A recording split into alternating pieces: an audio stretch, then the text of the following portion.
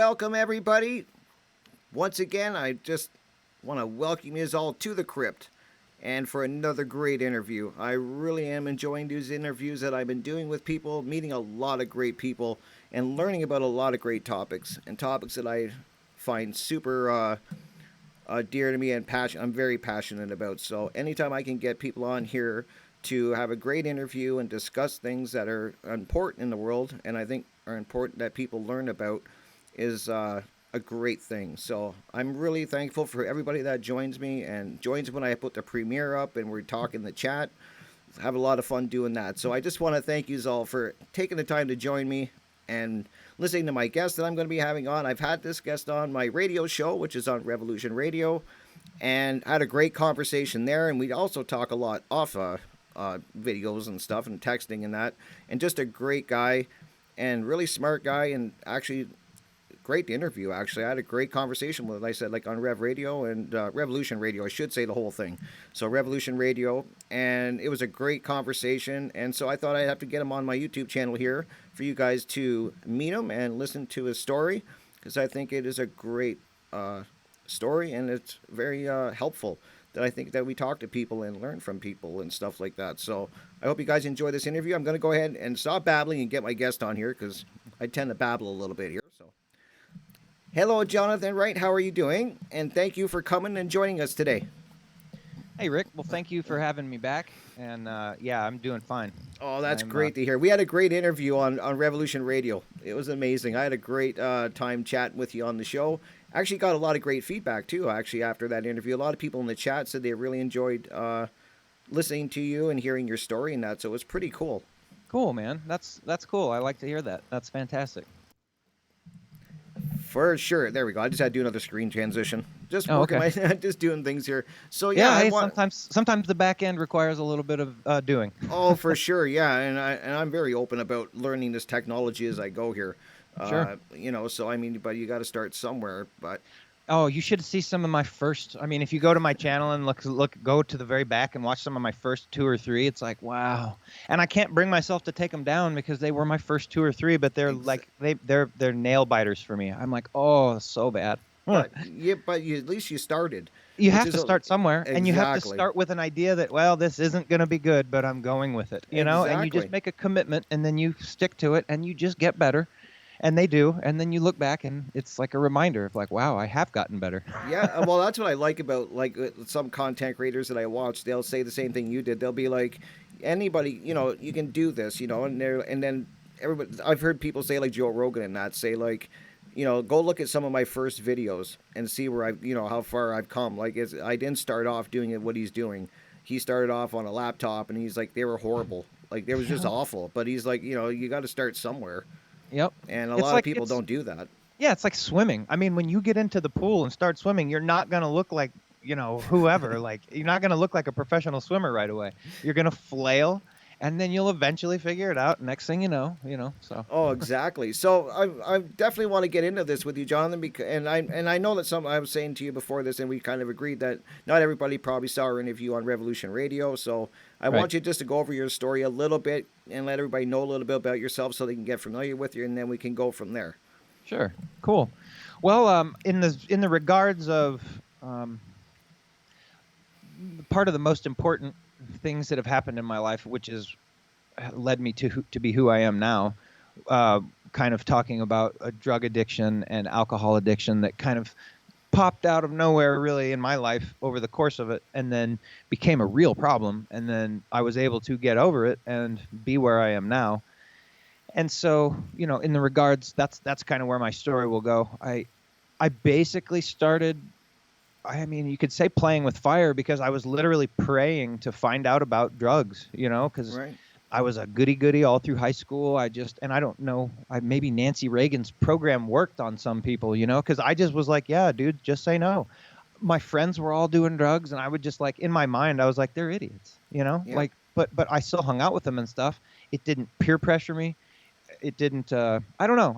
It was very odd. But then when I decided I wanted to do drugs, I want to do drugs now, so it's how it was.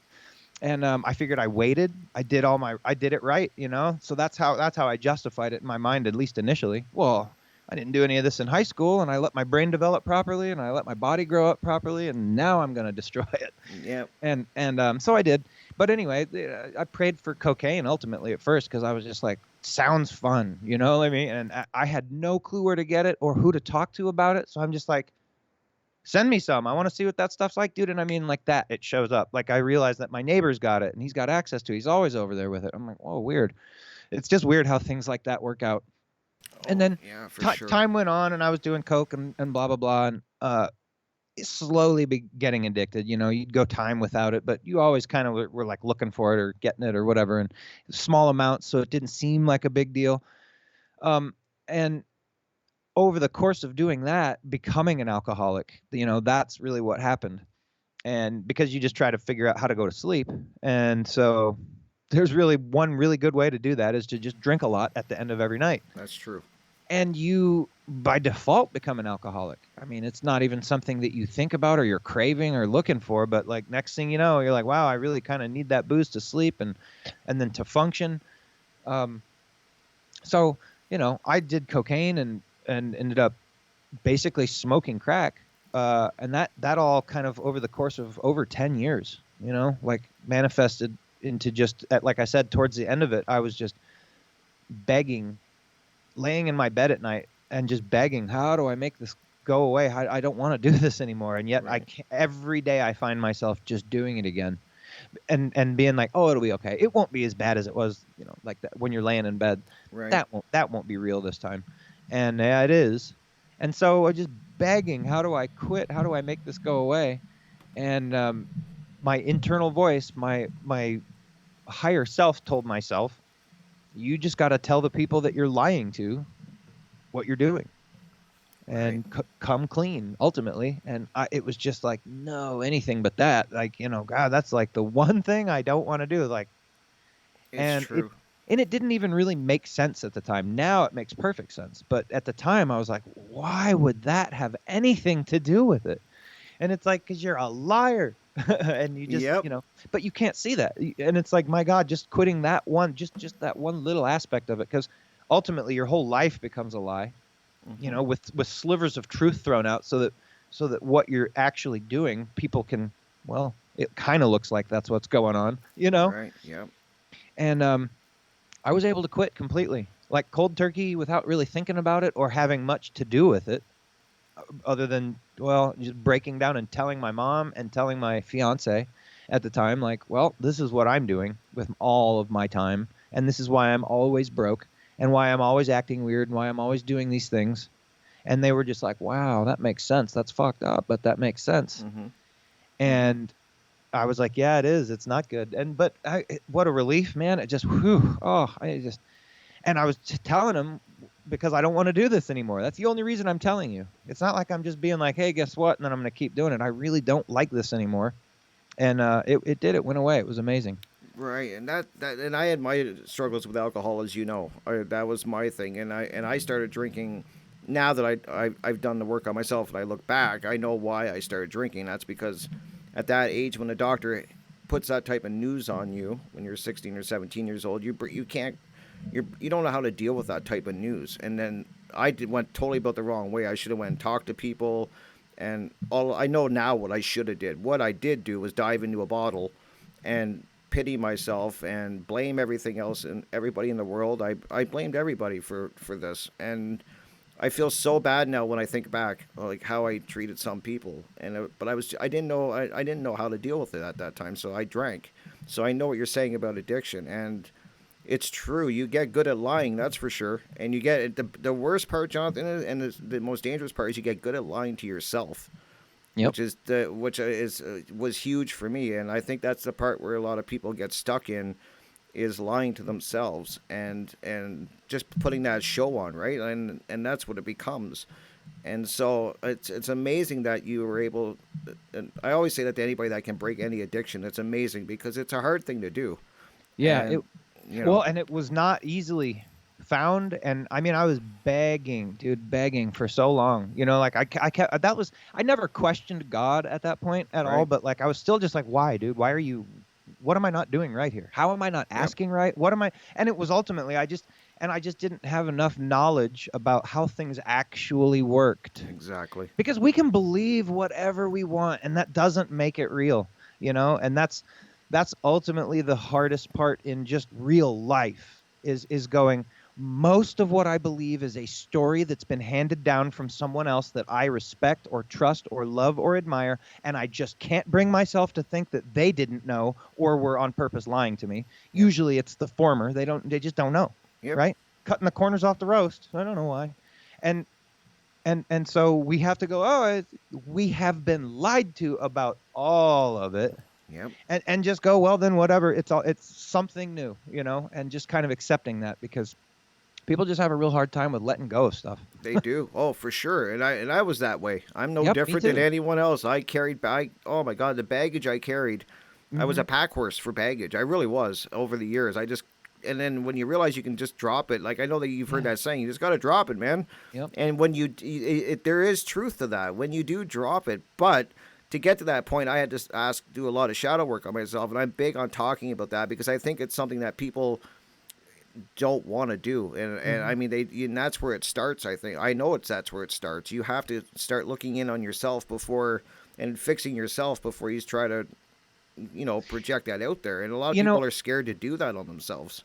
they are, but you have to have someone to talk to about it too. That's And true. and that might be people's hang up, because you can do a lot with yourself, and I think a lot of people probably do. But it's actually, you're just on a hamster wheel if you're not sitting it down and actually getting it out into real life. Right. Because, and for me, I have to talk my stuff out a lot. I know I'm going to end up looking back over my podcasts and being like, wow, because in just a year I will have grown, I will have given up certain stuff, I will have adopted new things. It's just how my life is. And so I'll look back and go, wow, you know what I mean? Like, so Mm-hmm. it is what it is. That's where I was at that time. And I won't feel bad about it, but I know I will have grown from the things I'm even saying now, some of it. Yep. Because oddly enough, I had an epiphany the other day about, at least towards the end of my alcoholism, why. Because I was thinking about what you said, and I'm like, I don't have a why. I don't have a why did I start doing cocaine other than I wanted to. And I Mm-hmm. don't have a why did I start drinking other than kind of the same reason. Now, the addiction to it came because of, Just the doing it. well, the cocaine, right? Yeah, just, Yep. oh man, just here's how I'll sleep. Here's how I'll sleep. Mm-hmm. But later it became, okay, I really don't like doing this anymore either. I had quit cocaine by figuring out to just tell the truth.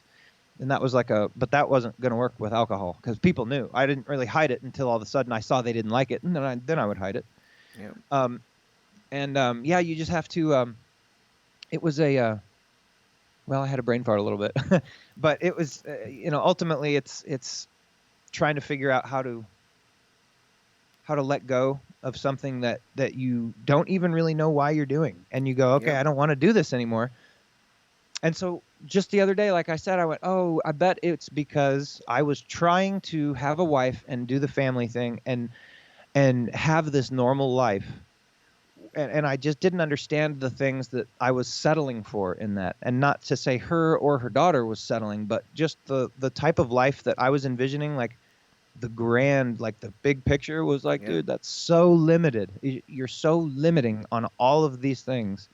So it was like, no, you're just going to keep doing this until you separate yourself from that whole life, and it was in my mind, like, but just being able to let go of everything that I thought was, okay, I'm going to do this and I'm supposed to do this, Right.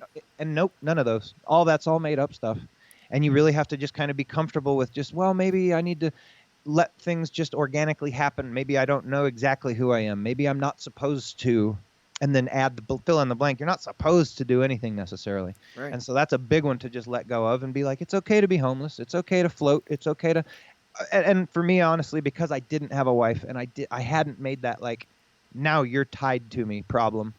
Thank God for her and her daughter that hadn't happened yet, because that's what we were doing. Yeah. And so life, I'm sure, is better for them too, and I certainly hope so, but it's better for me. And now I could have those things because I've grown, and I would know that I would just approach it in a much different way now. Right. Yeah. That's a great part that you bring up, Jonathan. That a lot of people do what they think they're supposed to do. Mm. And you see people in life, and that's exactly and they drill that into your head from the time you're in school, right? That you go to school, get a good job, Then you meet somebody, you get married, you have kids, and you work till you basically, that's your whole life. That's the thing. That's the thing, and I try to tell people that you don't. That's not the path you have to take by any stretch of the word. Where people are so different is the Yep. one thing I'm learning, and how the people approach different things and how they think about different things. So to think that there's this cookie cutter existence where this is how you have to do it, and I think a lot of what you said, a lot of people get stuck in that, where if they're not following that progression, they think there's something wrong with them. Well, think about when you watch, and unfortunately, I do watch a lot of TV right now, and Right. that's not a normal thing for me. So it's like, dude, I ditched TV years ago, and in different stages in my life, it'll pop in. Like I'll just be living at a place where there's TV, and oh wow, interesting. Hmm. But dude, they sell you the uncomfortability of not being their cookie cutter Yep. because everything you see is all about this like American apple pie with cheddar cheese on it thing. Like, dude, Hmm. here it, and it's just like that's just so weird anyway. And nope, this is what it is. You got these families and the commercials. And now because I know what's going on in the world and I can watch these commercials, the level of psychology Oh yeah. that they are putting on these people with the racial stuff, it's all commercials are racist. That's just the first thing you must know. If you're watching television, they are making you mentally unstable racially. I don't know how it's always falling out in every person that's receiving what they're doing, but they're messing with our minds. They're pushing racism. Hmm. It's horrible. And then just any sense of normalcy. And every man on TV is a moron. Yep. In the commercials is a moron. And then but then it also goes by race after that. Like, so if there's multiple men in the commercial, the white guy's the bad guy. But if it's men and women and they're all not white, well, then the man's the bad guy. And you can just see how the classification goes to who ultimately is the best is the tranny. The tranny is the one that can do no wrong, and then then it goes like the gay woman. It's just weird how it's all laid out. And so they're just messing with your mind about what you're supposed to do, and they make you feel uncomfortable constantly. So I'm just sorry, I know it's a little bit off topic, but No, it's true. I had to bring that up because I'm forced to watch so much TV now, and I'm paying attention to the psychology. I understand psychology, and so when I see what they're saying to us with these commercials and the music, that's the key right there is the music behind these commercials. You'll notice if you're not watching the commercials, which I do a lot, and the music kicks in, and you're just all of a sudden like, wow, I feel really like that makes me feel good. And you're just like Yep. looking at it's a drug commercial. You're like, oh, unbelievable. That was the one thing I've noticed too, because I watch a lot of documentaries on TV. If I am watching TV, it's a documentary nine times out of 10. And when I see these drug commercials, I'm very alarmed at how many drug commercials they're on. They got a drug for everything, Jonathan. Mm-hmm. Everything, you name it. You got to wrestle his leg. They got a drug for it. And that's all these commercials are. And then you're exactly right. And then you got the music behind it. They know exactly what they're doing, and that's what I try to tell people is that it they're attacking us on all fronts. They're attacking you spiritually. They're attacking you mentally. They're attacking you physically with what's going on in the world. I mean, these social engineers have really are attacking from all fronts, and I think people maybe see one or two of the tactics they're using, but don't realize the amount of evil that we're up against and Yeah. how Oh, they got us pegged. Like they got humanity pegged. Yep, and the subtlety of it too. Yep. Like it's funny because I was watching. I can literally stare at the TV now, and like I'll daydream, right? And I'll just look through the commercial, and like I'm looking at the TV, but my mind I'm somewhere else, and like we're just not paying attention to it, or sometimes talking to my mom, whatever. But it's on, and it got my attention because there's a little kid and I don't know the hot chick that's in Pitch Perfect. I don't know, it's just Mhm. her. I don't know. She's in a bunch of movies, but anyway, so I'm looking at her. She's talking to this little girl. I have no clue what the commercial's about. I'm just not paying attention. And then when they said or Castle Grayskull, right? And I see He-Man, and I'm like, whoa! All of a sudden, I'm like on board. Like I know exactly. I'm like I caught up even. Yep. And I'm like, wow! And then I realized it's a mortgage commercial for people who want to refinance their home. And then I'm like going, and I looked at my mom and I said, now that commercial was meant for me. And she's like, she doesn't necessarily get it anymore. So I'm explaining it. I'm like, because I have no clue what that commercial was about until they mentioned He-Man and Castle Grayskull. And I said, and that is directly from my childhood. Me So too. no matter what is going on, I'm all of a sudden fully like engaged now. Like, oh, He-Man from my childhood youth. Like yeah. And then it was like, we know you've bought a house. and we know times are getting tight, and you're Yep. going to have to refinance and remortgage. And that's exactly what that commercial was. So it was, my age group people. And then I paid attention, and they were selling the girl the Barbie doll house. They were talking about the old Barbie house. And then that wasn't going to work out. So that's why Castle Grayskull got brought up. And I'm like, wow, man, the psychology, again, it's just like we know how to get the people who think they aren't even paying attention. We can get your attention. Yep, and they do that by, like you said, with Yeah. images, music. Music is a big one because I love music, and I Mhm. notice in a lot of commercials, and especially the newer commercials, is they're playing a lot of the music that was really big in the '80s to grab our generation. Yeah. They know that that's who is pretty much watching, and they know that they're the ones that they want to target. So they'll put in like a Guns N' Roses song or something like a popular dance song, but it was from that generation, like from back in that time. We're the new baby boomers. Yep. We're the new of when we were younger and watching the baby boomers get treated like like pampered almost, but not so much pampered, played to. Like everything was for the boomers because they were the group that had all the money and Mhm. were spending all the money. And so it's like, okay, and so now they're focusing on us. They're like, all right, you next group, give us all your shit. Yep, exactly. And it's true when you see it, when you start seeing it, you can't unsee it either. It's like, wow, it's everywhere. Like Yep. that's the one thing I've over the years I've learned is that, and that's what like I just blows my mind. And it's kind of like what you're saying. They know how to play humanity. They're doing their job well. Hmm. And so I think that, and I'm glad that we're talking about this because then to me it just brings it back to the importance of starting to do your shadow work on yourself and talking to people because you have to start doing this work and learning about what they're doing. And to me, like that's where a big turn happened. Like, and I was always somebody, and I'm sure you were the same way. Actually, I know you were that you look into a lot of different things. So as I've been growing up, I've looked into. I've always been into like kind of like serial killer stuff, looking into the mind. Like I always wonder what makes their mind work the way it does. So I'm kind of looking at some of that stuff and Bigfoot and stuff and kind of things like that. Stuff I've looked into that. So I'm always searching and trying to understand, like look at things from that angle.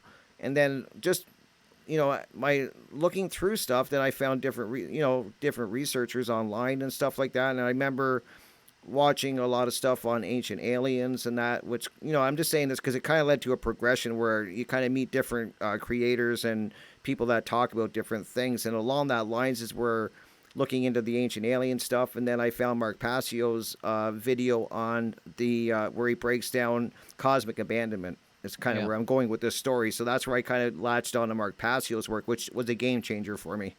I mean, I learned so much from all of his work, all his presentations, Yep. and he talks about a lot of these things and natural law and stuff. So how did you kind of your journey get you into looking into natural law and all of the things that we're talking about? Yeah, well, I had gotten sober, and Which is so good. That's a yeah, good thing. so I finally got myself off alcohol, and which that's a huge story and a huge thing, and I won't go into necessarily all the details at this point. Maybe there will be another time where we can Oh, for sure. make You a can talk. video Yeah. Yep. about that specifically. But yeah, it was a roller coaster ride of, like I said. So I had gotten off of cocaine. By that time, there was going to be about 4 more years of really bad alcoholism, and Right. and so that's kind of how the time frame went. And so I moved out to Colorado. I lived in my friend's basement, who made it so I could get away from where I was smoking crack and living in South Carolina and Right. working a job I kind of hated and living a life I hated. He was like, here's a card, a get out of jail free card, and you just have to get yourself here. And that's going to be hard, but do that, and I'll help you get the hell out of where you are. Right. And I did, and that did help me a lot. But I just got so much more of an alcoholic at that point, and Oh, I got good really? at it. Okay. Well, yeah, I got really good at it too because I could, like I could. I mean, I didn't have to work, and I what I did have to do was basically grow weed for this dude in his basement, and I did a piss poor job at that. But I just because I was an alcoholic, but I did an okay job, but it was piss poor for what I could have done. Right. And just I became a super alcoholic, man. Like I could just function, and people would tell me later, oh yeah, dude, I could smell you coming a mile away. It's amazing I didn't go to jail more, like, or whatever, for getting pulled over. Every Right. time I've been pulled over throughout that time, I had alcohol on my breath and had been drinking and probably was under the or over the legal limit, and never went to jail for it ever. Wow, So you I were don't know lucky. how. Yeah. Dude, so many times I was lucky. Yeah, it's crazy. But So now, progressively that went down further and further, and I was able to finally get kicked out of my house and lose my job and have my fiance at the time be like, that was it, kind of all at once. And that almost brought me to my bottom. And then I got myself into a new apartment about a week and a half later, so pretty quickly, and with a new job coming up. So it was like, wow, yeah, it looks pretty good. Mm-hmm. And then I actually hit bottom because I don't know, it's just something internally went, I can't do this anymore. And because I'd just been a week into that place of nothing but drinking, forcing down soup, just because I knew mentally, like, I got to put something in me besides vodka. Like, Right, yeah. really. And it just was, I didn't want to. I wouldn't get out of bed until I knew the liquor store was open. And then I would just get up and throw on sweatpants and walk to it and get booze. Right. And then I'd be like, okay, now I can stop puking. That's where I was at in the last week. Like, I'd wake up puking and I'd have to go get booze to stop puking. I don't know how that works, but that's what was going on. And that's when I was like, yeah, I might be dying. You know what I mean? They're like, Yeah, I'm on a road to it for sure here. For sure, those symptoms are usually you're getting pretty deep into it when you start throwing up and stuff like that. Without any, like, I hadn't drank all night. Right. And I drank a bunch of water. I was still kind of doing the normal, somewhat take care of myself thing when I was drinking that much, but I couldn't eat food, so I was just like making sure to get water, right? Mm-hmm. And you just puke up this yellow bile every morning, like it looks like you drank orange juice. Mm-hmm. And it's like, but I haven't eaten anything like that, so that's just weird. So it's like, yeah, I'm affecting my liver, and who knows what all I'm doing to myself at this point. Right. And anyway, so I was able to quit, and again, it wasn't some big thing. I don't know. I made the decision to call my sponsor back, and I know that's when like I was released from the grip of it, but that's only from hindsight. Do I know that's when it happened? But were you And doing so- a lot of shadow work on yourself, not knowing it? Because I know I did a lot of work on myself over the years, but I didn't know what it was called. I didn't call it shadow work. I just learned that. But I mean, I used to think to myself and sit with myself and talk to myself and all of these things, which I know now is kind of like that shadow work that you have to start figuring things out and going internal. I'm just wondering if that's what you were doing at this point. No, not yet. Nope. Really? Okay. Oh, no. So, and then I sobered up for a week on my sponsor's couch. He's like, and I hadn't spoken to him in months, so I could say he was my sponsor, but he was a guy that once we got to step 4, which was make a list, I was like, oh, nope, not doing this. And I just walked away. And then another year, roughly, I guess, went by. And then now I'm like, okay, dude. And so I'm on his couch sobering up, and he, it was rough, but not any shadow work yet, not that I could think of or remember back to. I was just in hell. And so and then now a new job is starting, so like I'm like, okay, well, let's just focus on that. And I was just kind of terrified because it's like I don't want to mess this up. This is like I don't know what I'm doing because I'm like going as a like a temp, not even a temp so much as a like kind of a temp though. For construction carpentry, I was a carpenter, and so they would just fill you in wherever you go. Well, can you do other stuff? Yes. So, but man, they send you anywhere to work with all sorts of people, and you're just always doing something that you've never done before. So it's all. And I'm trying not to be an alcoholic anymore. I've lost everything in my life. I'm like, oh, let's not ruin this too. Right. And that's where I was. And so anyway, I sobered up for a week on his couch, and the night I left to go back to my place to go to work for the first day from where I had my stuff, I went and bought another pint that night and drank it and went to bed. And that was the last time I ever bought booze or ever drank booze. And it's been 3.5 years now, but I didn't know that was the time. I didn't say that when I bought it. It was just, well, I'm sober and I shouldn't probably do this, but I don't care. I'm doing it. You know what I mean? I left sobering up at his house for a week. I went through hell for like 6 days. And literally left his house to the liquor store to buy a pint and drink it and then go to bed. And that was the last one. And so, wow.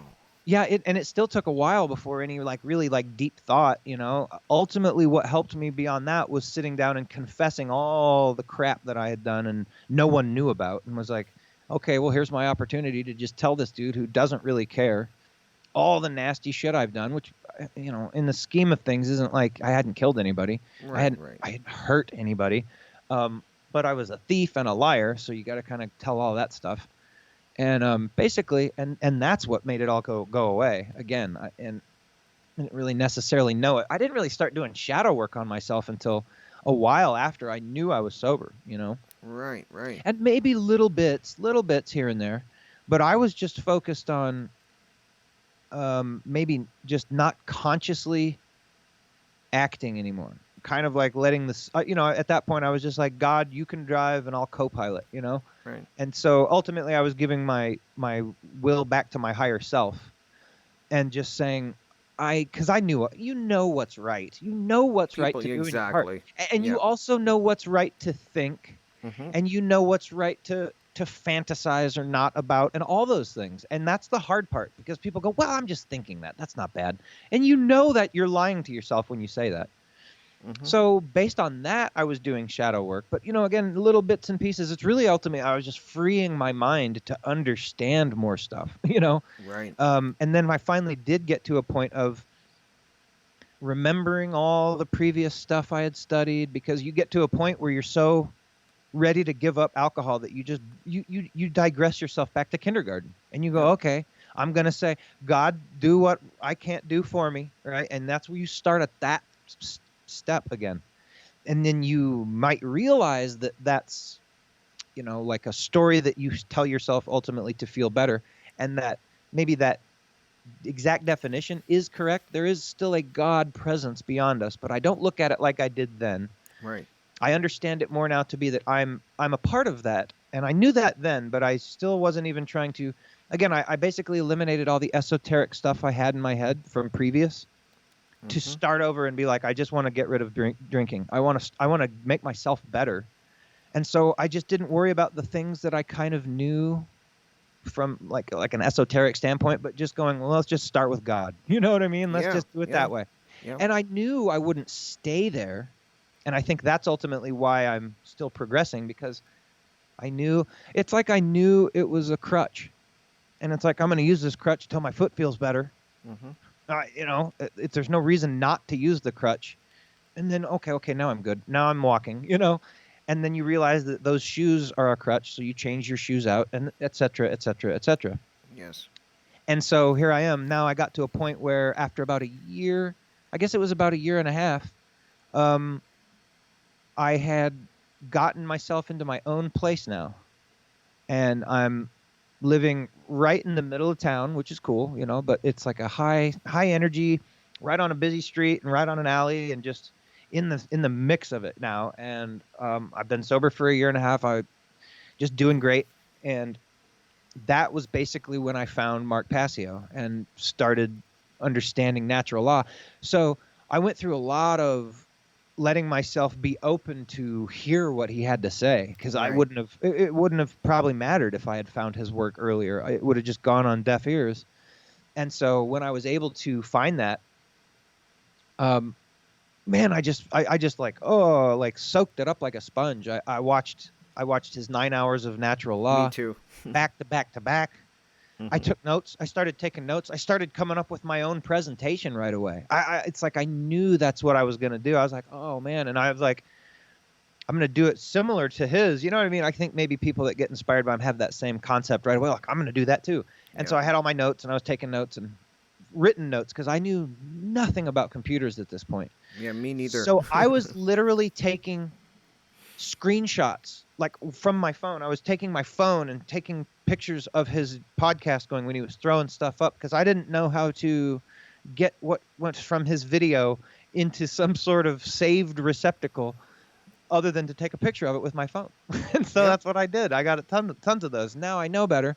But so anyway, my motivation to do this thing was there, and I felt it. And so right when I started learning about that, I'm taking notes. I'm writing up a presentation of natural law already, because I'm decent at speaking, and I knew that I'm inspired to do that. So that's what I was doing.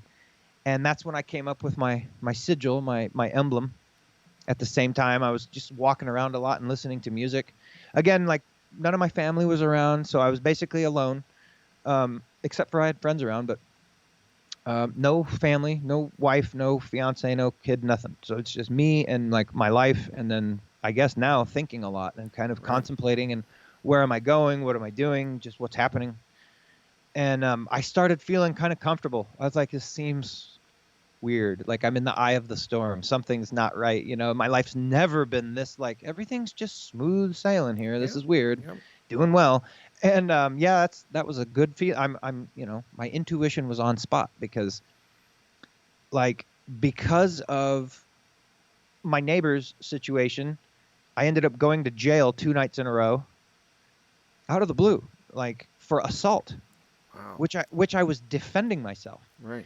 So long story short is the garage needed to be cleaned out for some of my stuff to go into this garage. And this is in my new place that I've only been in for about a month and a half.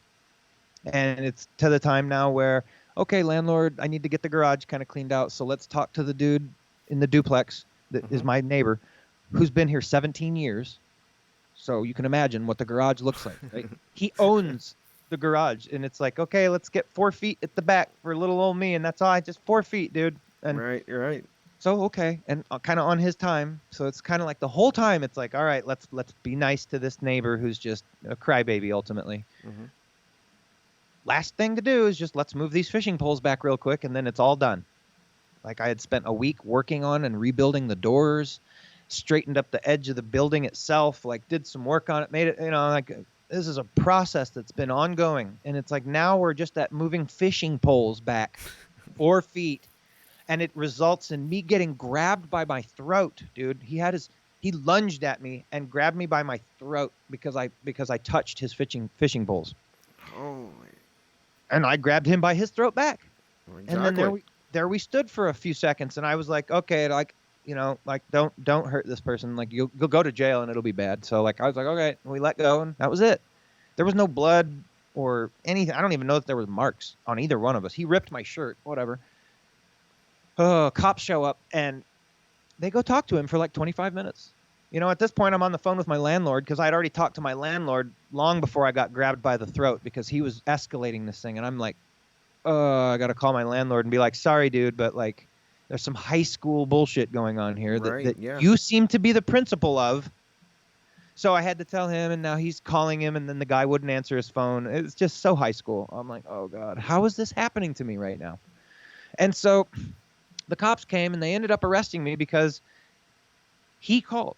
That's ultimately what happened. If I should have called the police right when it happened and known, and I kind of thought that. I was like, no, this is just ridiculous. This will go away. Yeah, exactly. It didn't go away. Not only did it not go away, he escalated it three separate times throughout the next day. 3 separate times he took it to a point of like I know I've stabbed him and I know that it was a mistake, but I'm going to lean in and push it in another inch now. Right? And while he's like looking at me in the eye, and then I'm like, oh, dude, you slipped and fell the wrong way. You're supposed to go out, not in. And he went, oh, okay, my bad. And then pushes it in another inch. It's like, bro, like. Wow. Yeah. So and what I mean by that is I go to jail the first time. The cops, you know, come back finally. They ask me, well, what happened? I tell them in 3 minutes what happened. They go back, talk to him for another 15. I'm on the phone with my landlord. I'm like, dude, I'm going to jail. That's what's happening here. And he's like, no. I'm like, yeah. They're talking to him for way too long. They haven't just left. Yeah, you get 3 minutes and he gets 15 or 20. That's not good. He gets 15 or 20 twice. Twice. Yeah, that's not good. So I know I'm going to jail. Yep. It wasn't even a question. I was like, just know I'm in jail, dude. He's like, it's not going to happen. It's not going to happen. It did happen. Right. They were cool-ish about it. And now because it's an assault charge and I share a wall with this guy, there's going to be a no contact order. You can't be within so many feet of this guy. Mm-hmm. Dude, I share a wall with him. My truck is within 30 feet of his house. I mean, it's like, and I said to my landlord, if you will call him and explain to him that this was just a misunderstanding, you know, whatever, but I'm not upset or anything else about it. Like, will go through this. And then I just don't want there to be a no contact order so that I have to move out. Exactly. Right. So my landlord's like, cool, I'll talk to him. Well, you know, the one guy that I was able to call in jail, my landlord, so I found out later that evening, he will be on the phone tomorrow in court because it's all video court now, COVID. Can't be in real life, got to be on camera. So we were, and the judge. So now I'm standing before the judge, the screen, and a voice comes in and says, Your Honor, Jonathan has a person who was actually the other person in this case who's on the line and would like to say something in his defense, I suppose, about the no contact order. Oh, I'll listen. Da-da-da. Dude gets on and goes, yeah, Your Honor, my daughter and I are very afraid for ourselves, and we're on here to make sure that you keep the no contact order. Jeez. I mean, talk about getting punched in the stomach, dude. I'm like, oh, Yep. oh. Yep. So then I looked stupid too. The judge, I could see him looking at me through the camera. He looks at me like, really? And I'm like, I don't know what to say. I guess I'm an idiot. I'll just say nothing. Yep. And then they let me out. I had to go get my shit. So I walk back over to my place and I go to the neighbor's house across the alley, which in retrospect wasn't far enough. So I sit in their backyard behind a fence, behind a tree, away from him. And I had to wait for the police. So when I get out of jail, right, the idea is call the police. They come to my house and walk me through my house so that I am not a danger to him. And I can collect my things and go find a hotel to stay at until I can now find a way to move all my stuff. This is crazy. So whatever, dude. Okay. I'm in my neighbor's yard. Cop shows up, and then I come up. He comes outside. This is the first inch that he pushed the knife in, was the call. And then now here's the final one where he goes, oh, he was sitting in the backyard over there. I want him arrested again. So the cop goes, what's the thing say? It says 100 yards. He starts at dude's front door and walks over to the backyard. And of course it's too close. Yeah. Well, so they arrest me again. Like literally, I just go right back into jail. I didn't even have time to do anything. I was begging the cop at that point. I'm like, dude, I'm already here. Please, I got all my things. Let me just leave. Yeah, let me go. Hands behind your back, dude. So I went in again, and I was like, well, I'm just gonna have a good time. I literally just had a mental. I said, I'm just not gonna be angry or upset or mad because it'll just be for worthless. It'll just waste, So I was just like, I'm just gonna have fun. Oh well. I got nowhere else to go now anyway. Mm-hmm. I might as well at least spend the first night in jail for free, right? Before I have to go start paying for hotels to kind of figure out what I'm going to do. Right. And so I did. And I actually had a good night in jail, if you can imagine that. And, but it got me to go to a hotel for a couple of nights and then figure out that there's Airbnb. I didn't know about them. Mm-hmm. So I learned about them. My landlord was helping me do all this, by the way, because he realized how, oh my God, I can't believe this dude did this to you. Right. So my landlord was helping me significantly in this situation, and I got myself into a hostel about 20 minutes outside of town. I then went through the process of moving everything I owned while police stood by and watched in an hour. I moved everything I owned out of my apartment into a trailer in an hour, with two people helping me, literally running into the house, grabbing random stuff and setting it in his trailer. No packing, no like, oh, here's where this stuff goes. Open this bag for me. And I just grab all my shirts, boom, and drop them in. Yep. Off, run. And then he'd run. And then I'd grab, here's another bag, and here's more stuff. Drop it in, now you run. And then I'd grab my pillows and all my stuff and then just go wad that somewhere. Yep. Literally, because when I went to jail, I was in the middle of work. So, like, you walked into my house and all my notes from my previous job, and, like, I was living. You know what I mean? In this place. Yeah. You have an hour. And it's not that I was dictated to, you have an hour. It's like, these cops are waiting here on their kindness of their heart, with as much time as they're willing to give me. So it's like, dude, you got to go.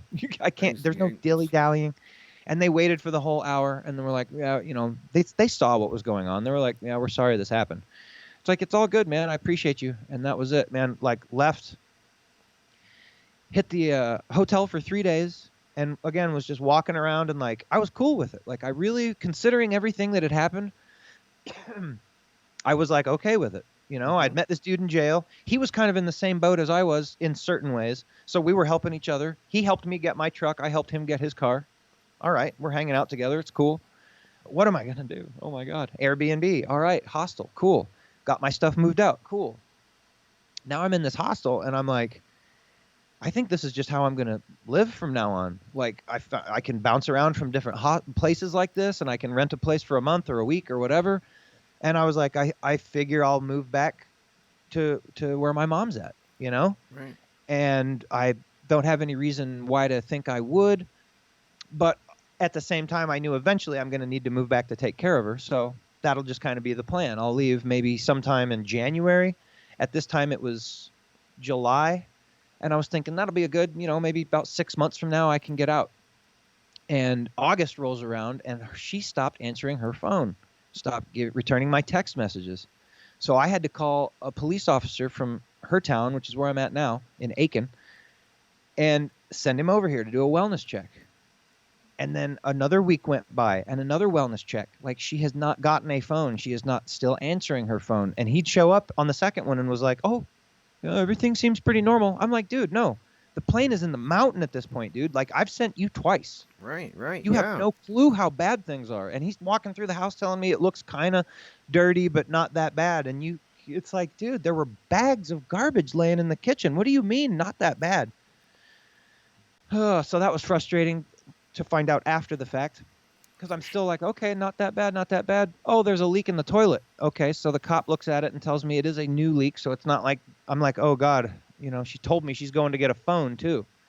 And months went by with that. So yeah, this is a new leak. Would you call a plumber for her? Sure. So I call the plumber. I get the plumber out here. Plumber calls me back. Turns out that was a guy that we had known for years and hadn't talked to in a couple of years, but he was our previous plumber for years. So he knew my mom. He knew me. He knew how everything went here. And he came out to fix that and called me and was like, you need to be out here. She is far from okay. Right. That house is. And so now I went from finding out, like just hearing that news, and I went, okay, instead of 2 months, I have like 2 weeks. Not even 2 months. Like, I was still kind of planning on several months. Of like, let's fix the truck up some more. Let's save up some more money. Let's make this more of a planned. I can actually go out there with a little saved up. And no, it was go out there with enough pennies to finalize, like, my gas. Like, I was like, okay, I've got these 3 credit cards, and I'll have this much cash. And it's like, it'll take everything I have to get there, and that'll be okay. And so I made that happen. I basically stopped taking on work and finished the work I did have. And it just the way the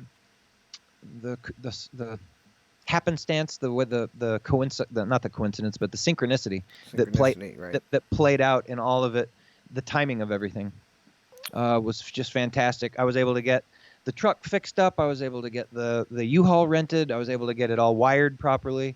I was able to say goodbye to everybody that I wanted to and have like a full day to walk around town and say goodbye to my town, and then leave the next day. And just, it was so crazy and hard, because I had good friends there, and I didn't want to leave. I didn't want to leave for the reason that I knew I was having to leave for. None of that, but like, exactly. I knew it was like, I could feel God's presence surrounding me and being like, this is supposed to happen, And I've only had that feeling a few times in my life, where you're doing something and you can just feel, it's like, I feel like I can just kind of let go of the wheel and it's all going to work out.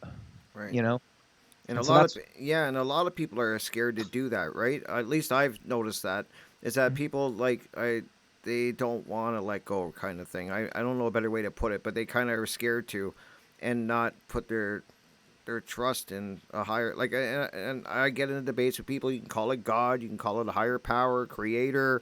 I'm not here to debate that with you. Whatever you want to call your creator, your higher power, I'm good with it.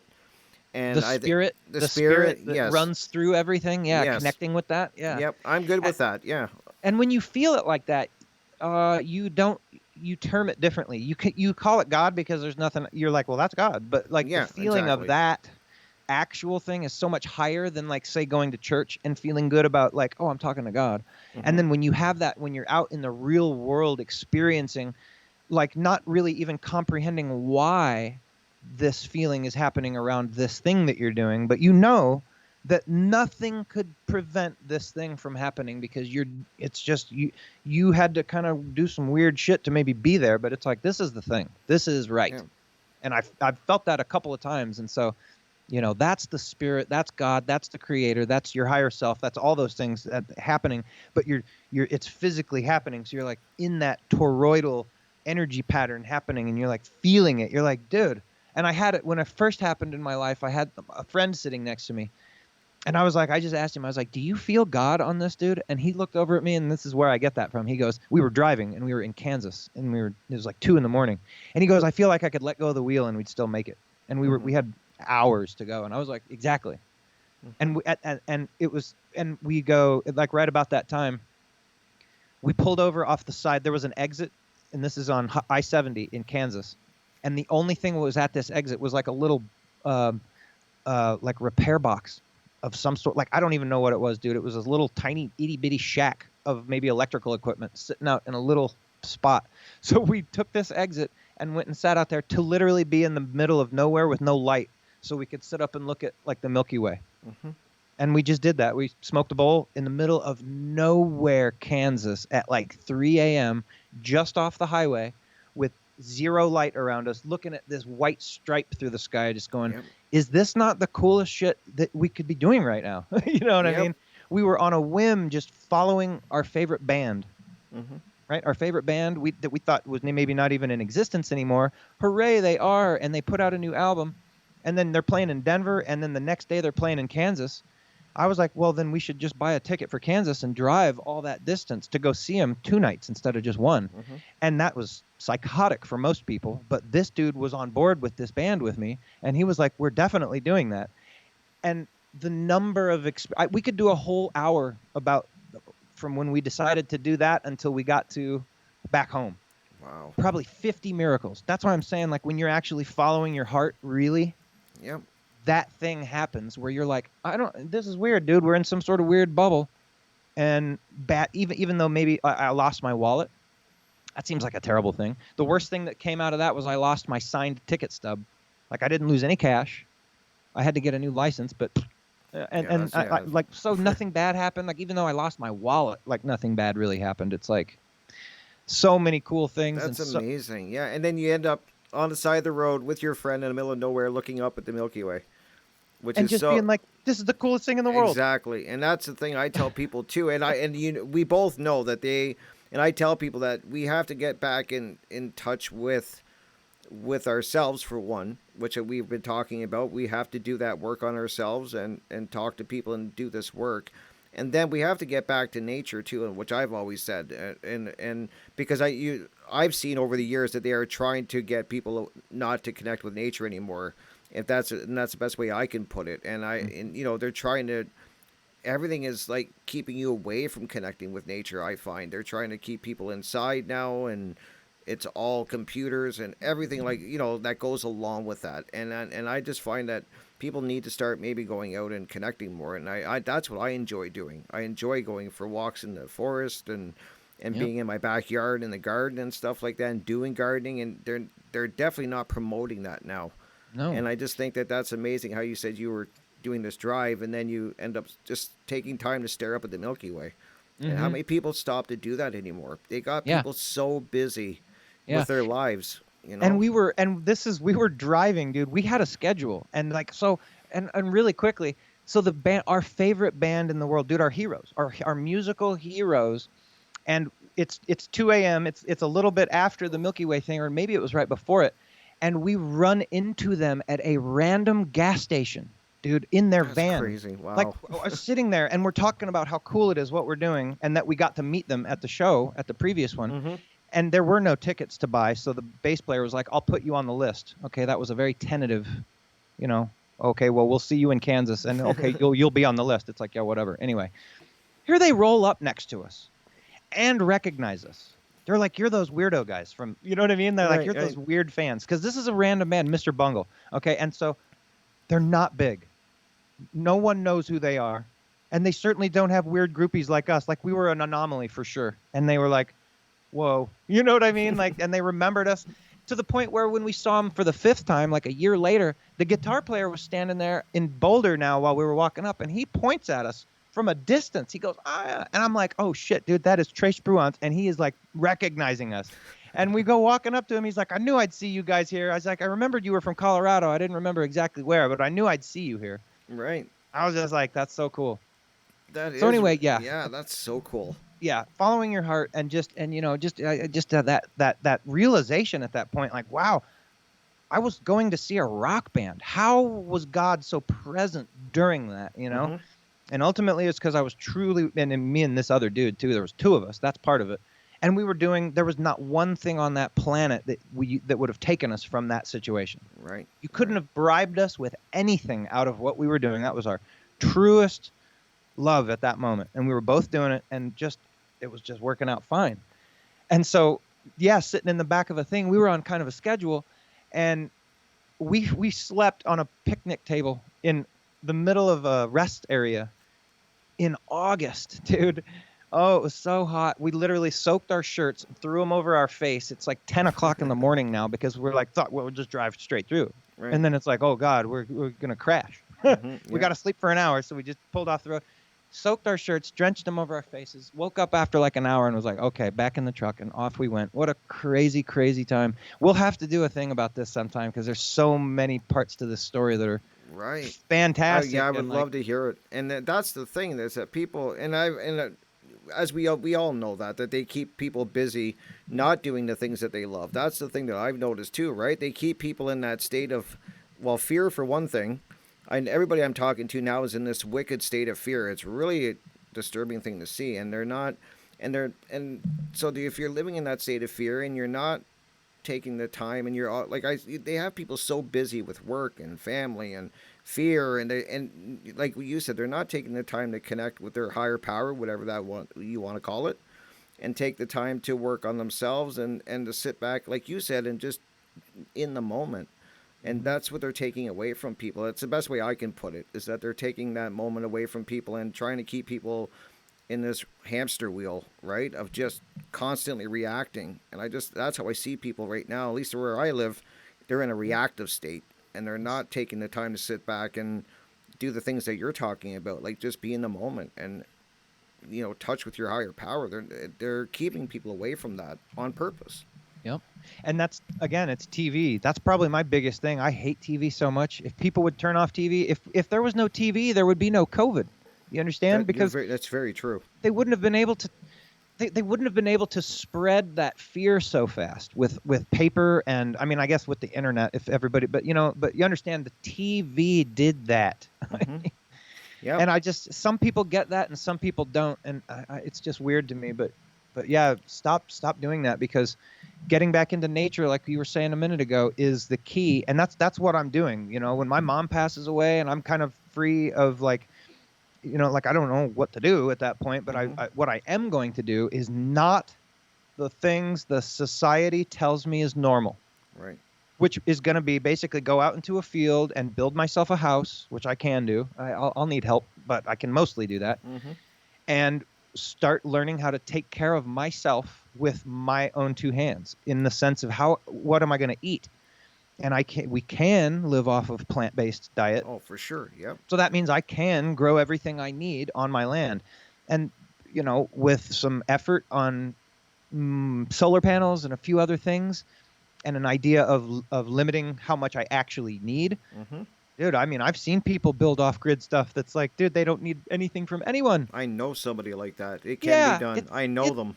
and you know me, and I'm on my way to doing that. Yep. And that's how we'll build this new world that everybody keeps talking about doing. And it's like, well, how do we do it, and blah blah blah. You got to literally make those hard, like, let's get rid of the money, because that's going away. That's going away. Yeah. Let's not even, and you can go digital if you want, but ultimately, any currency is a tool of control, and it's not real. Yep. No matter how you look at, even gold, dude, it's a thing.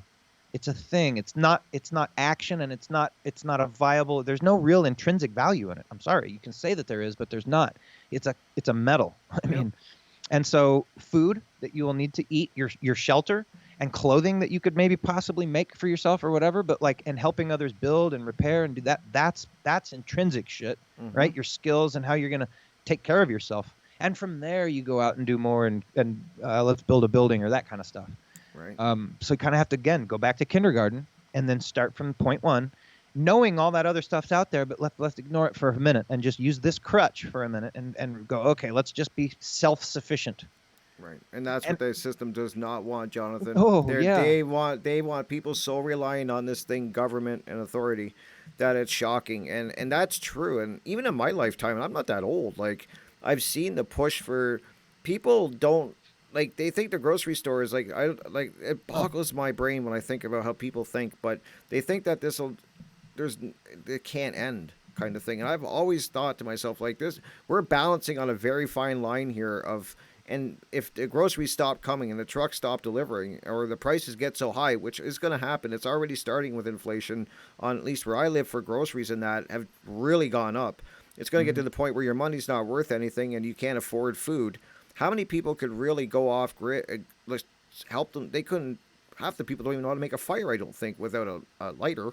Yeah. And who's really growing their own food and stuff? And they designed it that way. They don't want people knowing these things, and they Hmm. want people relying on the system. And that's what people have to start realizing is, like you said, you have to get back to learning these skills and getting away from that system. And I don't think a lot of people are willing to do it, Jonathan. I know there's some, but a lot of people are happy the way things are. I mean, it Yeah, boggles my brain, but and and that is kind of one of those c'est la vie moments, man. It's like, well, then they're gonna go down with the ship.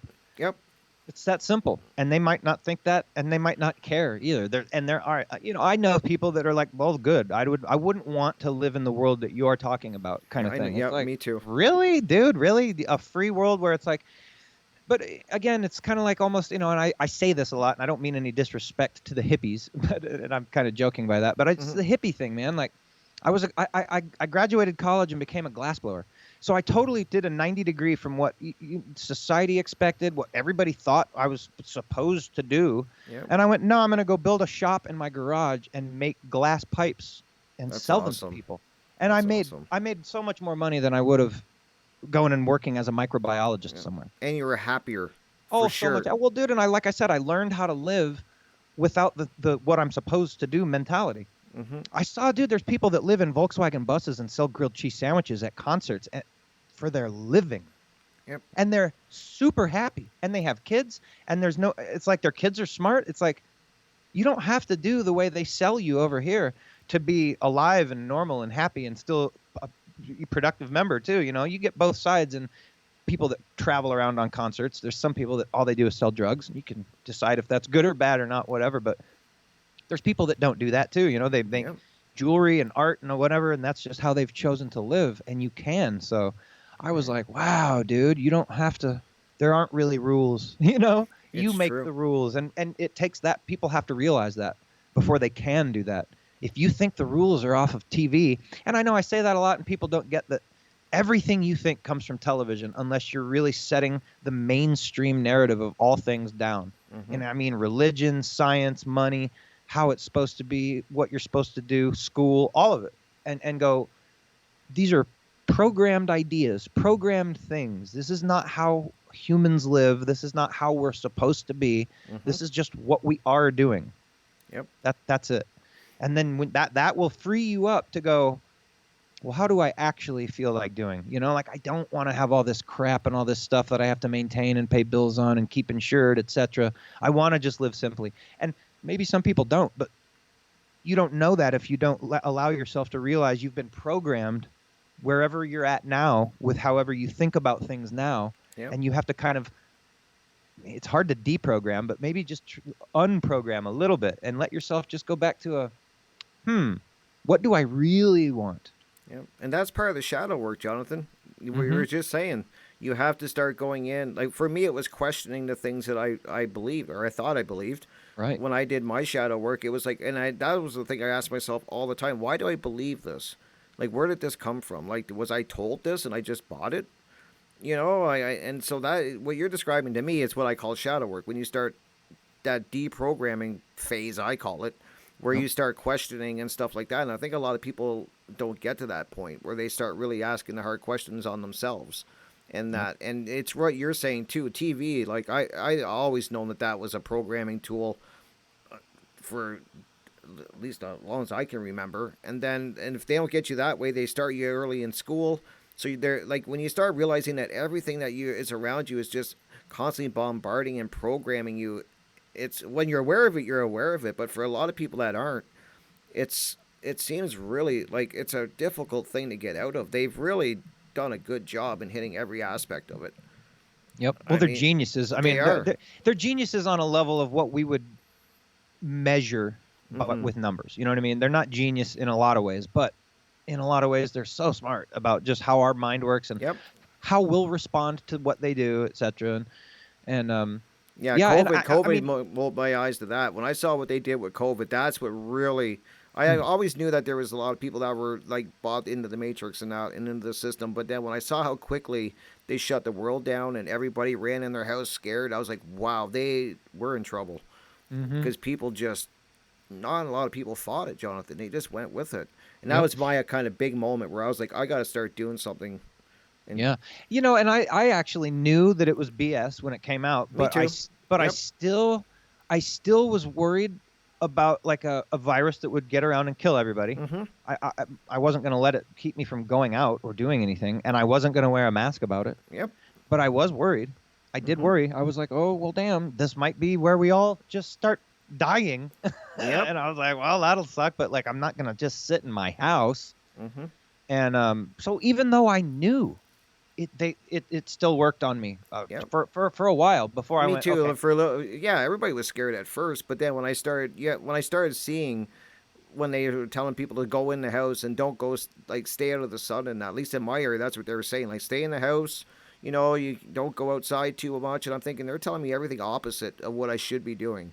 This Right? makes no sense. Like you Yeah. don't, So I saw it very early Yep. what they were Yeah. doing. I get most of my news from Infowars, so Right. that's what I was watching through that whole thing. So that's how I was so far ahead of. I was like, I know, and whether you believe in him or not or whatever, it doesn't matter. It's like the news that was coming out at that time in the beginning of 2020 was like so on point and so perfect of exactly what was really happening, Mm-hmm. close enough that you were like, this is ridiculous. And then when he had David Icke on, David, which was yeah, amazing. Yep. about 2 months in, and David Mm-hmm. Icke's like, there's not even a virus. And then I went, oh, and see, Alex couldn't go there with him. Alex was like, no, no, no, no, no. We've had too many people looking at it under a microscope telling us it's a man-made thing out of this lab. And then David Icke's like, dude, there's no virus at all. Mm-hmm. And Alex was like, that's your thing. You can say that, but I don't think that way. And it's Right. like, okay. And I immediately was like, I know David Icke's right. And it was another one of those things where it wasn't like I was just like, oh, he's usually right, so I'm going to jump on board. When he said it out loud, I went, that's right.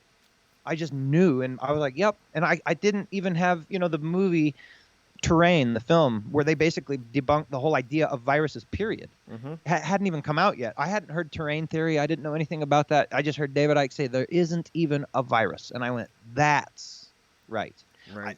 What it is, I don't know exactly. But what he's saying, that makes so much more sense. Like, because what bigger laugh could they get than to be like, there wasn't ever even a COVID-19. Mm-hmm. There wasn't even a thing until they started letting us inject them with stuff. Mm-hmm. And yeah, sure, people were still, oh, I know people that got sick. Yeah, me too. Yeah, me So too. we got sick the year before and the year before and 10 years before. I had the flu so bad I almost died. But Yeah. I mean, there was no COVID at the time, so no one was worried about anything. That's At what I all. try to tell people too. If they would hyper focus every year on the flu and the deaths of the flu like they did for COVID, you get the same reaction. People Yeah. would have lost their mind, but they never focused on it with a Yeah. microscope like they did with this. And they can't even, and we don't even know what gets us sick. We really don't. I mean, ultimately, we know that there's a lot of energy, vibration, frequency involved with it, but Mm-hmm. none of that's ever talked about. It's like, no, you get this thing, it gets into your cells, it replicates, you get sick. Yeah. That's it. And if you think differently, well, you're weird and a conspiracy theorist and etc. And science used to be, well, these are our theories, and this is the most currently accepted one, and we're always looking for new stuff. But that doesn't happen anymore. Now Right. it's like, nope, Fauci is God, and if you question it, you're just an idiot. I mean, Yep. that's kind of how they spin it. They're like, you're an idiot. You're a you're one of those, huh? Yeah, you're It's one of like, those people. yeah, like an intelligent reader. Yep. Yep. I read things. So Oh yeah, I agree, and that's what they label you, right? As soon as you don't go with the narrative, then you're a conspiracy person or disinformation or and then like David Icke is somebody I definitely watched for a long time, a lot of his presentations and somebody I really enjoyed. I've watched a lot of Infowars. That was one that I was on watched for a lot like quite a while. I found Alex Jones on YouTube way before he got taken off of all social media. He was on YouTube, huge. Yep. And I would listen to his shows and that, and he definitely woke me up to a lot what was going on. I know a lot of people hammer on Alex Jones, and yes, has he gone off the rails a few times and said crazy things? Of course he has. I would be the first to admit that. I'm not going to say he hasn't, but that doesn't discount all the other information that he's gotten right. Hmm. over the years. You know, like Same people thing say, with David Icke. I it's mean, true, yeah. nobody's perfect. Nobody gets it all right. Mark Passio doesn't have it 100%. Nobody has it Right. 100%. Everybody's got really good things that they're really good at. Yep. To me, Alex Jones is really good at barreling through a bunch of crap that they're selling us and getting to kind of what's really going on. Now Right. he has his own agendas, I'm sure, whatever. I do believe ultimately he's trying to tell us the truth. I do And too. so Yep. that's why I like watching his stuff. I don't swallow anything anybody feeds me whole, and I don't think anybody's got it all right. And I also don't think very many people are whole cloth lying to us, except again for the mainstream. Right. Anything mainstream, I just assume is whole cloth lie, and they might drizzle some truth in there just in case people are paying attention. Yeah, paying attention. Right. But any alternative people, there's not a lot. There's of course going to be some paid for opposition, right? That like, but I think they stand out Mm-hmm. to me. But there's good in any of it, man. Even the controlled opposition. They're controlled opposition. That means they're telling you some truth. Yep.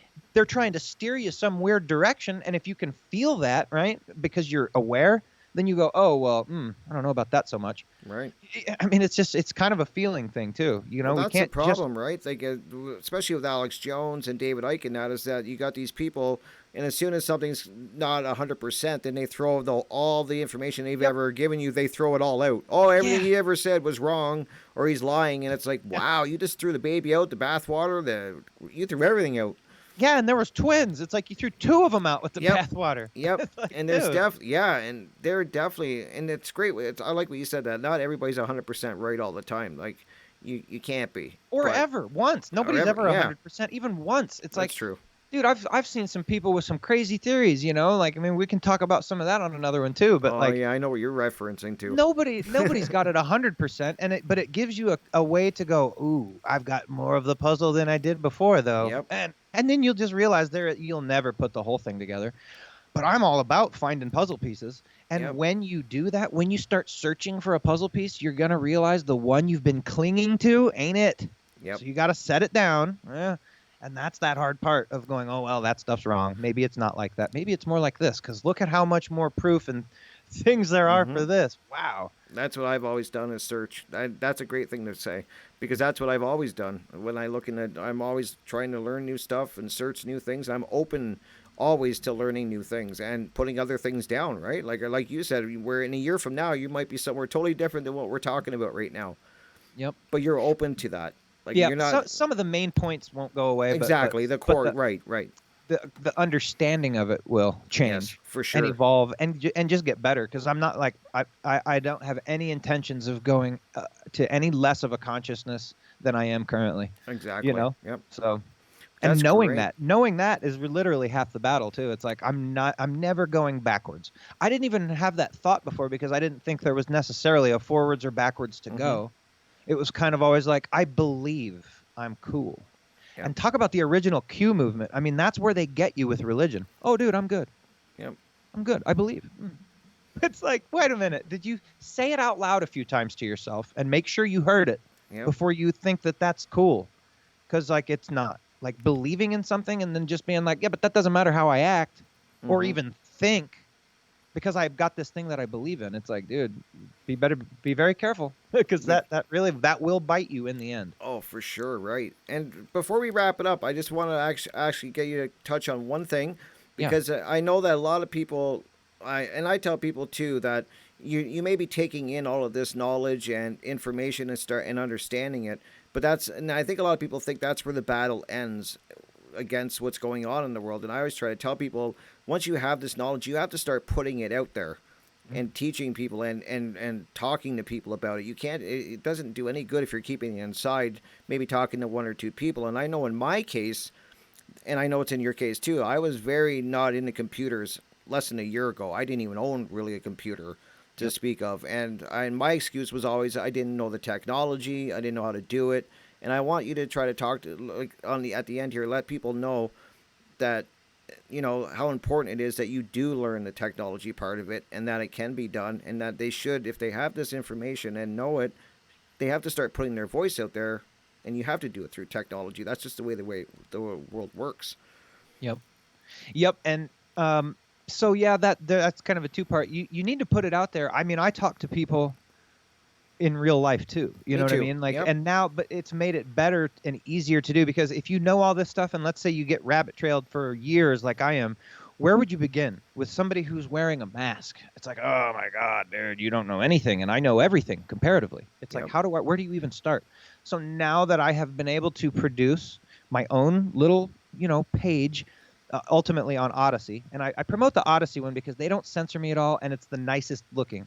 And then I reproduce everything from there into One Great Work Network. So those are the two places you can really find everything of mine. Okay. And so, but now I have that. So now I don't know if I have any. Oh, I made business cards. If I can grab this. Oh, I made very business cool. cards. So now I go out and I'll just hand someone. Okay. Very cool. And then on the back.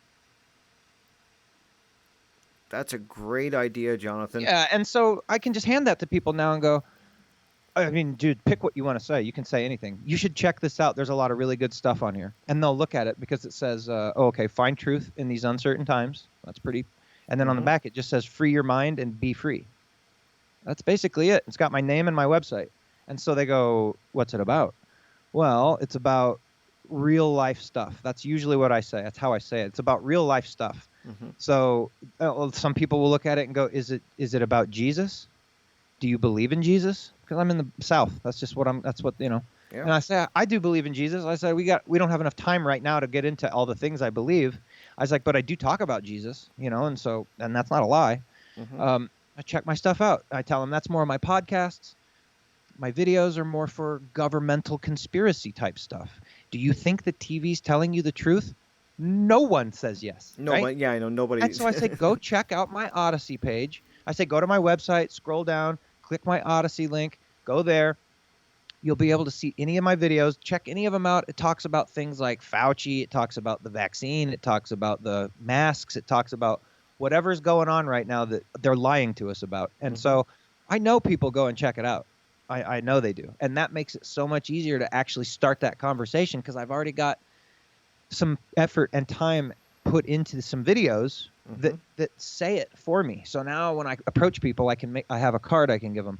And that's where what you were saying about knowing the technology. Yep. If I didn't, how do you approach someone and say, hey, everything you know is a lie and blah, blah, blah? You don't have that time. They won't listen. They don't. I was going to say they don't listen. If you just download data, dump them like that, opposite effect. Right. And even if you get them on one topic, what about the other 70 that I have on here that I would never? And now because they saw one thing, oh, cool. Like, oh, I might watch another one. Eventually, they'll get to somewhere where I say something about Jesus they don't like, and I see my follower count go down by one. That's the only thing in my mind I can equate it to, because every once in a while I see my count go down by one, and then it'll go up by 6 or whatever. But I do see someone drop off every once in a while, and I can't imagine. I'm like, why?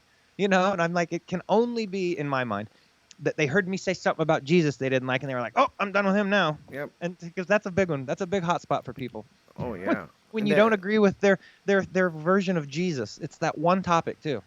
Yeah. Jesus. And it's like, so it's funny to me, but yeah, I found the hot topics are that and when you start talking about parenting and their parents. Oh man, I learned that when I've interviewed Will Keller, as you know, a couple times, and we've talked about conscious parenting and stuff like that. I've got some, when you start talking about parenting, people get a little, religion and parenting, I find right now are the two that are kind of hot spots, what I'm talking about, but they have to be talked about. It has to be. Yeah. It's like, I just watched the movie Zeitgeist for the first time. It came out in 2007. Yeah, I don't know wow. where I've been on that, but I know, right? That's what everybody said. You've not seen that? Oh my gosh. And I just watched it the other day for the first time. I'm going to post it now, and it'll be a blast from the past for most people, but man, the first half hour is all astrotheology, which, I mean, every person on the planet should see this. Yep. And just at least be aware that that's a thing. Yep. Because it's like, oh my goodness, our story, wow, it's from before, and it's just crazy. So. Yep. Yeah, I'm surprised you just saw that now. Holy gee. Yeah, everybody said that. They're like, I've been sending it to people. They're like, dude, I watched this like 8 years ago. And I was late then. It's like, oh, okay, whatever. It's not, and I didn't really. I wouldn't say I learned anything new from it. I knew all that stuff from different places. I just didn't know that movie existed. So I'm like, wow, what a great little culmination of stuff. Yeah, definitely. Yeah, and that's good that you're bringing it back though, because there is people such as yourself that haven't seen it. Right. Right. So I mean, there's nothing wrong with bringing something back that's Yeah. good from the past to show it to new And that kind people. of thing too. To me, ultimately, I wanted it because as I started watching it, I'm like, man, the whole first half hour is about astrotheology Yeah.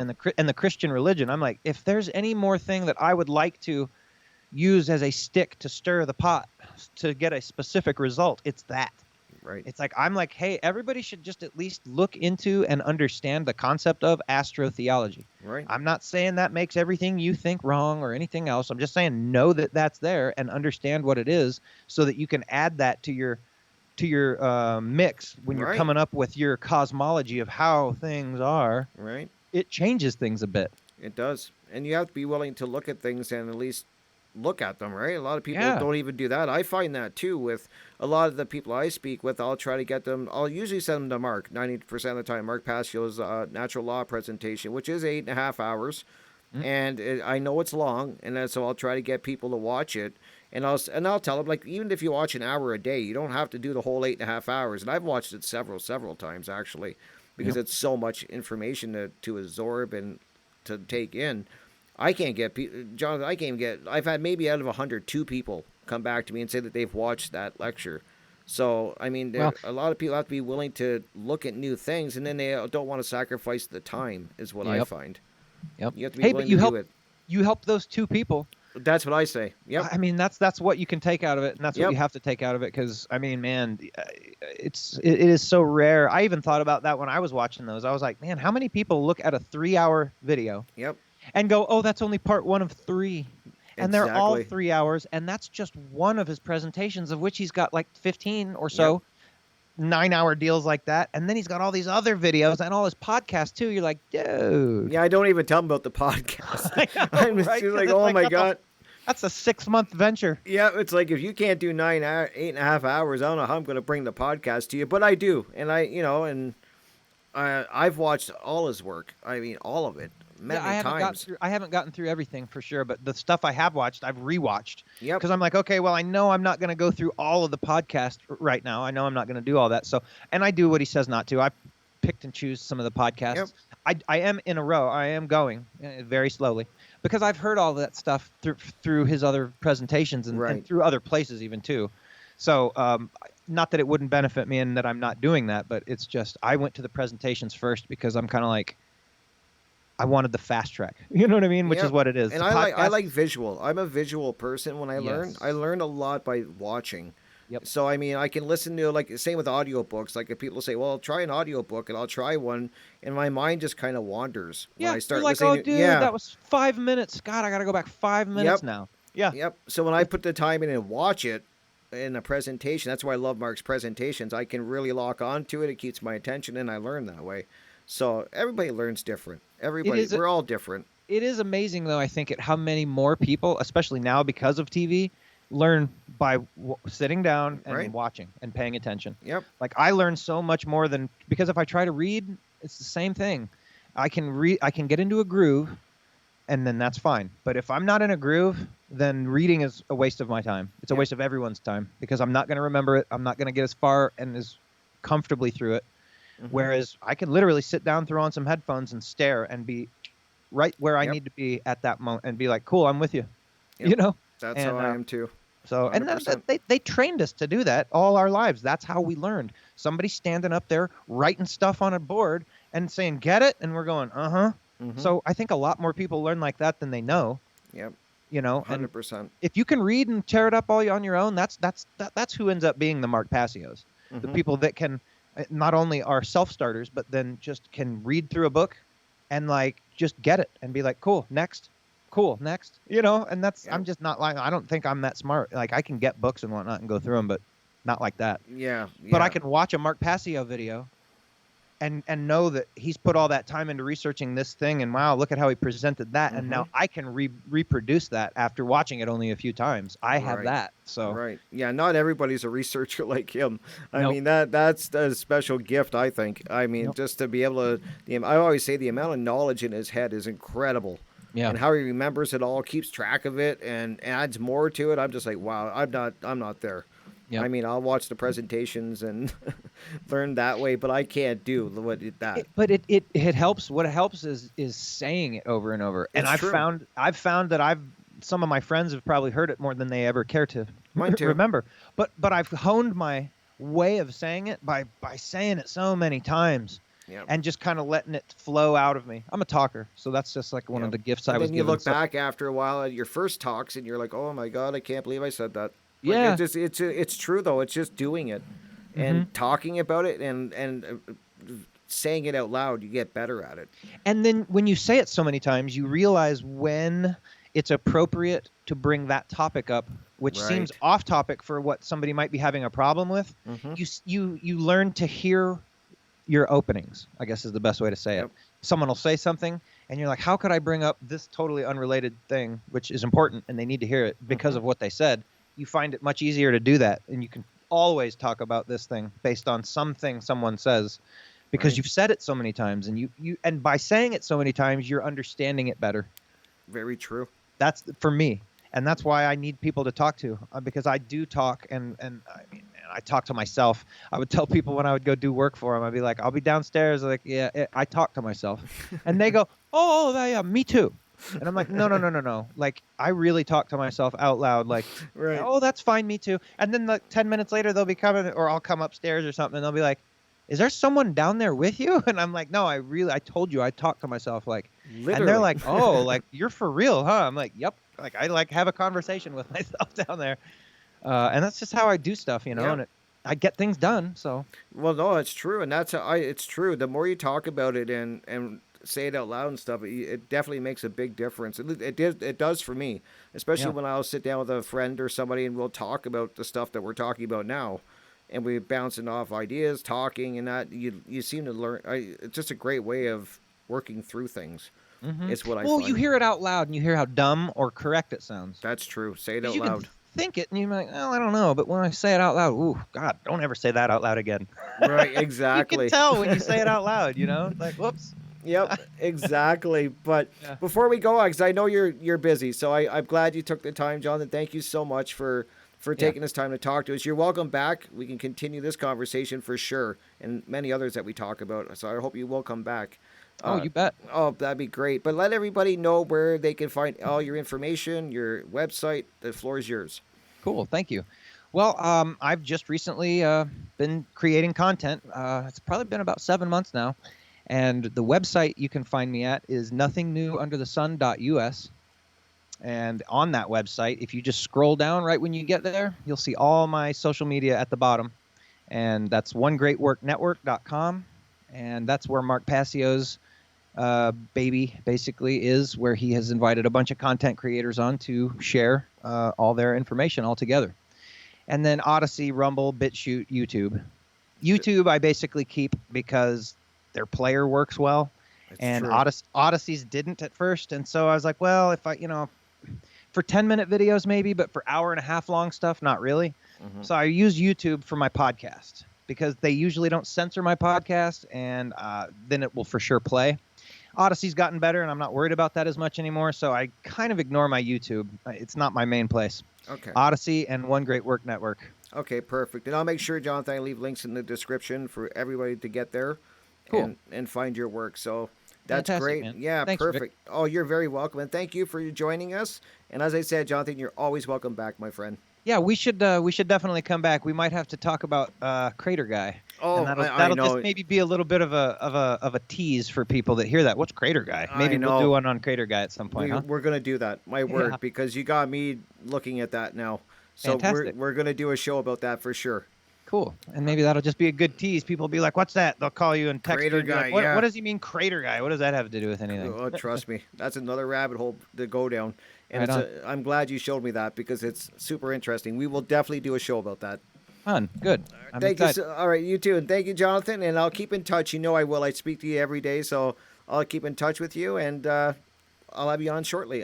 Probably very soon, actually. We'll have it on. Talk about Crater Guy. Right on, man. Well, everybody out there, be true to yourselves and live a life devoted to truth. Exactly. 100%. Thank you so much, Jonathan. Thank you, brother. Have a great day. Take care, Rick. All right. You too. Peace.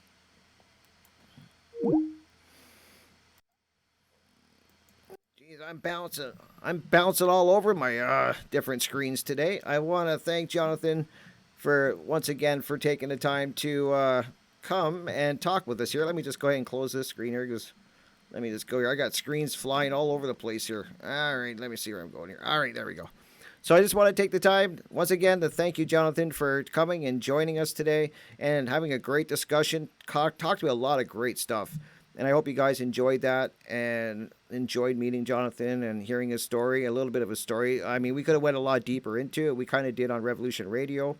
So if you want to check out that interview, you can just go to freedomslips.com and go into the archives section, look under my show, Crypt Ricks I've Been Thinking, and if you go to the second last show, that'll be the interview I did with Jonathan. I think it was on the 4th of this month that we did it. So if you want to hear our full interview there where he goes into a lot more depth and stuff like that, definitely check it out there. And it was a great interview. And I have a great time talking with Jonathan. It's about a lot of different topics. So it was great having him on. And as I always say, he's definitely welcome back. And I want to get him on to talk about what he said, Crater Guy. So that's what we call him. And so I will have him on to talk about that. A little bit of a teaser, guys, to what we're going to talk about when I have Jonathan on again, because he sent me down a rabbit hole a few days ago with this whole topic that we just said. And so I would love to have a discussion with him about it because I got a ton of questions and observations and stuff like that. So it's going to be a cool show to have him on for that. So, but just want to thank you guys for, checking this out. And I really appreciate you guys coming every show that I premiere and talking in the chat with me. And I really appreciate you guys enjoying the videos and subscribing and liking all of that good stuff, because I really do enjoy doing this, and I hope you guys enjoy watching them. And if you have any suggestions for a show or a guest you would like me to get on, definitely, send me an email. Not hard to get a hold of me, beenthinkingpodcast@gmail.com. And, if there's a certain topic you would like me to talk about, or a guest, as I said, about these topics, shoot me a message. Maybe we can make that happen, because I'm always opening to talk to a lot of, different people about topics that are important. And I think that, that's a great way to do it, is just to kind of have a discussion and hear people's thoughts on it. And I find that super interesting. So just letting you guys know that, which you guys already do know. I don't even know why I bring it up, but you can find me on Revolution Radio, freedomslips.com, every Monday night from 6 p.m. to 8 p.m. Eastern Standard Time, and Studio A. And my show's on there where I always have great guests on. We're talking about a lot of great stuff: natural law, objective morality. We talk about freedom. We talk about conscious parenting, all kinds of great topics, kind of like what I cover here, but, it's just it's radio format, right? So, and I really enjoy doing that. So if you guys enjoy radio, check it out. There's a lot of great content creators on there too, a lot of great hosts, and talking about a lot of great stuff. So you might enjoy that if you'd like just listening while you're in the car or working around the house or whatever. It's a great way to do that. And so check it out if you're like the whole radio thing. I definitely like radio. Radio is kind of what I grew up with, so I like that format. So it's kind of cool. But I enjoy this too. I enjoy doing the video thing and talking this way too. So thank you guys once again for joining. Definitely take care. Remember, take care of each other, and, fight for freedom, because freedom is on the attack and truth is on the attack. Everything is being attacked right now. So definitely, fight back and try to get the word out there and, defend, because I don't know. I don't even know what to say, what's going on in the world anymore. It's just crazy. And I just hope people start really looking closely and looking in on themselves and doing the work on themselves and kind of opening their eyes to what's going on, because I tell you, when I think about it, and that's what I seem to think about all the time these days, is what's going on in this world and where it's heading and that, and just really disturbing stuff. But we're doing our best here to educate people, right? So let's hopefully, people start looking into these topics for themselves and educating themselves and changing and aligning themselves with natural law, and hopefully that'll happen. But thanks, guys, and I will definitely see you in the next video. Take care, guys. Peace.